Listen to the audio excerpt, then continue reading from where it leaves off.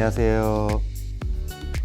네, 인공지능 윤리. 네, 오늘은요, 인공지능과 신뢰성에 대해서 이야기해 보도록 하겠습니다. 오늘도 정기민 선생님 모셨습니다. 반갑습니다. 자, 인공지능과 신뢰성, 신뢰라고 하는 것은 믿을 수 있느냐의 문제인 것 같아요. 그래서 오늘은 첫 번째로 신뢰하기 전에 뭔 정보를 찾아야 되니까, 그렇죠? 인공지능, 생성형 인공지능을 활용해서 정보를 어떻게 탐색할 수 있는지, 그리고 그 탐색한 정보의 데이터의 결과가 정말 신뢰로운지에 대한 것들을 좀 알아보도록 하겠습니다. 먼저 인공지능을 활용한 정보 탐색에 대해서 한번 알아볼 텐데요. 첫 번째로 인공지능 기능을 활용한 검색 중에 어떤 대화형 검색과 자연어 검색, 생성형 AI 같은데요. 이런 검색들 어떻게 하는지 한번 볼까요? 네. 대화형 검색 같은 경우에는 이 대화, 그러니까 단순한 단어가 아니라 대화로 제공되기 때문에 좀 더 이 사용자의 맥락과 의도를 파악할 수 있고요. 그것을 기반으로 응답하기 때문에 좀 더 정보를 쉽고 빠르게 찾아줄 수 있습니다. 아, 그러니까 그거죠. 우리가 구글 검색에서 뭐 인공지능의 역사 이렇게 검색하는 것과는 다르게 그냥 말로 하는 것처럼 선생님 저 인공지능 역사에 대해서 좀 알려주실래요? 이런 식으로 그러니까 자연어처럼 우리가 평상시에 이야기하듯이 하기 때문에 훨씬 더 쉽고 빠르게 정보를 찾아줄 수 있어요. 그렇죠? 이미지 검색도 가능한가요? 요즘에 이제 컴퓨터 비전 기술을 활용해서 여러 가지 이미지 검색이 사용되고 있는데요. 아마 많이 사용해 보셨을 것 같은데, 지나가다 이제 보면 모르는 식물 같은 것들을 찍어보면 뭐 이름 같은 것들을 알 수 있고요. 그리고 TV나 뭐 이런 데에서 보다가 저 옷, 상품 이런 것들을 이미지를 통해서 유사하거나 동일한 상품을 추천받을 수 있습니다. 그리고 조금 더 심화된 사용으로는 내가 집에 가구나 이런 것들 드릴 때 잘 안 떠오르잖아요. 그런데 사진이나 이런 것들을 통해서 이제 거기에다가 넣었을 때 어떤 이미지가 있을지 이런 것들도 해볼 수가 있습니다. 그 외에도 여행이나 이제 학습용 랜드마크를 통해서 인공지능이 요 설명을 제공해 주기 때문에 현장 가이드가 대체될 수 있습니다. 그리고요, 요거는 이제 좀 일반인보다는 좀 보는 시각 장애인 분들을 좀 지원하기 위해서 이미지 속에 이런 사진이나 이런 것들을 설명해주는, 음성을 설명해주는, 그래서 이제 웹 접근성을 높이는 기술들이 발전되고 있습니다. 네, 맞아요.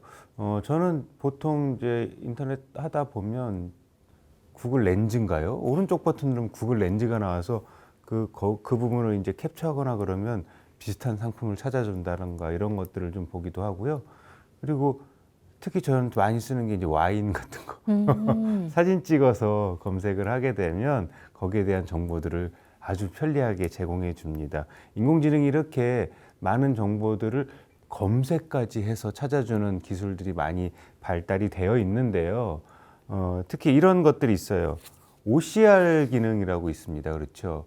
아마 OCR이 Optical Characteristic Recognition 뭐 이런 거예요. 뭐 이미지로 있는 글자들을 이렇게 인식하는 그런 기술인가요? 네, 그렇습니다.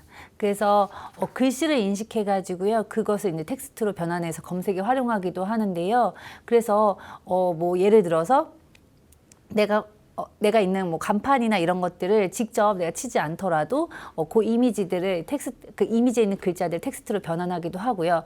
혹은 그 이미지 내에 있는 글자들을 다른 언어로 번역하는 기능들도 제공하고 있습니다. 실제로 학습자들께서 어떤 인터넷이나 이런 정보들을 검색할 때 캡처가 안 되는 경우 종종 있거든요. 그럴 때 이렇게 캡처해서 텍스트가 복사가 안 되는 경우에 캡처해서 AI한테 시키면 걔를 또 OCR 기능으로 텍스트를 추출해 주기도 하고 그런 기능들 활용하시면 조금 더 효율적으로 공부를 해보실 수 있을 것 같습니다. 그리고 인공지능을 활용해서 이런 검색하는 것도 좀 효과적인 방법이 있다고 하네요. 어떤 방법들이 있어요?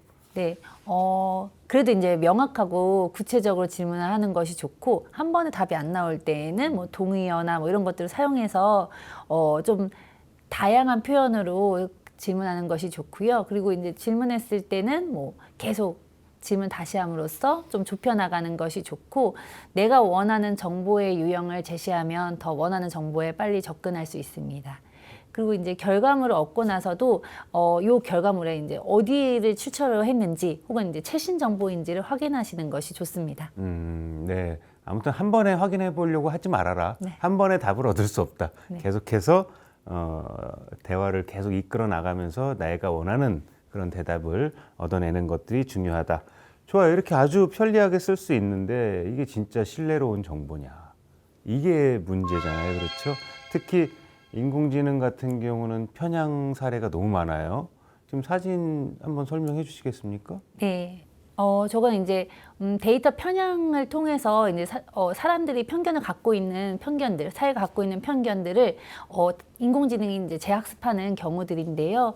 예를 들어서 누가 예를 들어서 범죄자일 확률이 높은지가 여기 나와 있는데 실질적으로 범죄자하고는 다른 경우인데도 보시면, 그러니까 재범률이나 이런 걸 판단했을 때는 높은 범죄자인데도 뭐 인종이나 뭐 지역 이런 것들 때문에 더 리스크가 높은 경우로 판별된 경우입니다. 아, 그렇군요. 지금 보면은 로우 리스크, 하이 리스크 이렇게 나오는 거 보니까 약간 유색 인종이라던가 이렇게 좀 편향된 그런 AI의 데이터 결과들을 볼 수가 있겠네요.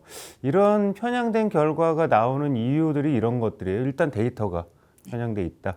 그리고 저것도 마찬가지예요. 공정하지 않는 데이터라는 건 일부분의 데이터만 학습할 수밖에 없잖아요. 그렇죠? 그런 것들에 대한 문제들, 그리고 판단에 직접적인 근거가 되는 속성이 데이터에 제외되어서 다른 특성들로 판단되어지는 경우들, 그리고 표본 문제들, 크기의 불균형 문제들이 좀 있다라는 걸 볼 수 있어요. 이런 편향성의 문제들은 필터 버블의 문제로도 뜨기도 하는데, 필터 버블은 이게 무슨 뭐 이렇게 물방울, 뭐 이렇게 공기방울에 이렇게 갇혀 있는 그런 모습인가요? 네, 앞선 차시에서 우리가 이야기 나눴던 맞춤형 서비스랑 관련이 되어 있는 내용인데요.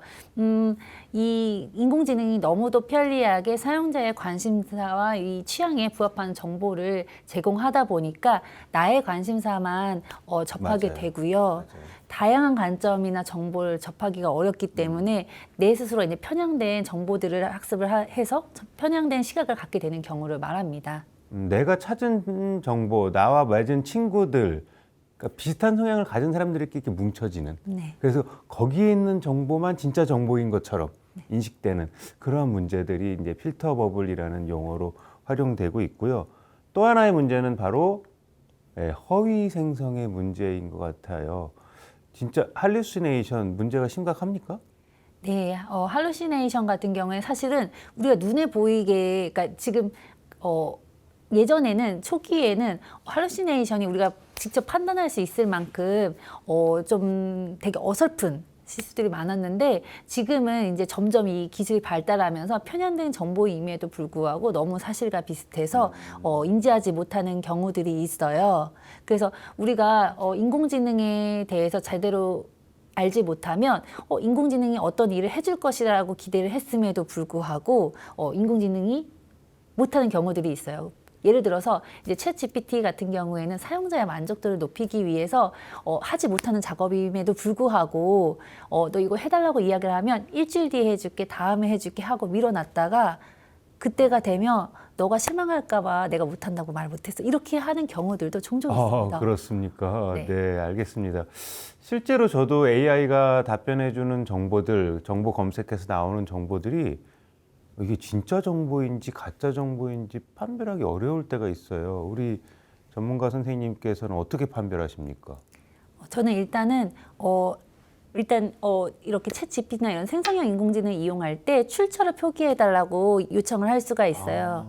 그래서 항상 출처와 함께 교차 검증을 해봅니다. 아, 그렇군요. 그냥 답변하는 게 아니라 어디에서 가지고 왔는 정보인지를 좀 찾아서 그 표시해달라 그러면 그 표시를 들어가 보고 이게 진짜 신뢰로운 사이트인지 정확한 정보인지를 판단할 수 있는. 그리고 또 이런 데도 있더라고요. 지금 막 이슈가 되고 있는 뉴스입니다. 이게 진짜 정보인지 가짜 정보인지를 판별해주는 사이트도 또 따로 있기 때문에 그런 데도 한번 확인해 보시면 도움이 될 것 같아요. 야, 인공지능 정보의 허위 정보 사례들이 딥페이크 사례죠? 네. 이게 어떤 모습인가요? 첫 번째 같은 경우에는 아이언맨 장면을 배우를 이제 합성한 거죠. 그래서 다른 배우로 얼굴로 바꾸고. 톰 크루즈인가요? 네. 아, 그렇군요. 네. 고요. 두 번째 같은 경우에는 젤렌스키 대통령이 항복을 선언하는 가짜 영상이 있었던 적이 있습니다. 그래서 왼쪽이 가짜 영상이고 오른쪽이 이제 실제 영상입니다. 아, 그렇군요. 이런 허위 정보 사례들.